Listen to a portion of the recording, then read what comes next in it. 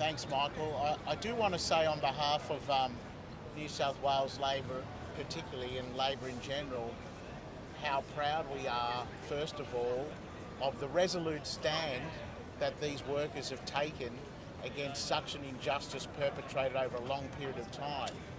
Along with their union, the Transport Workers Union, they have been able to fight a corporate giant who has used over $1 billion of your money, all our money, taxpayers' money, to attack workers.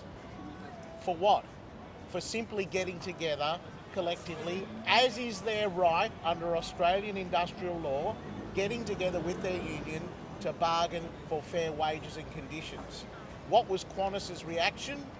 We will sack you and we will give the work to companies who engage shonky industrial practices. We're talking about companies like Swissport, who had people sleeping on floors between split shifts, and then we see the chaos of Easter in the airport where there's not enough staff to give the public, the flying public, the service they deserve.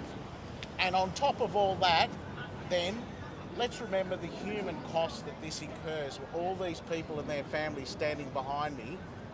On top of that, they drag it out by using that same taxpayers' money to pay expensive lawyers to run appeal after appeal. This is not some Mickey Mouse court. We're talking about the Federal Court of Australia twice now has found that this company illegally sacked its workers. And again they appeal, and now they appeal to the High Court again, using that same money to pay expensive lawyers to elongate the pain and suffering. It's absolutely disgusting, and I think the tax-paying people of Australia would be looking at Mr Morrison saying, hang on a minute, this is a bit of a joke.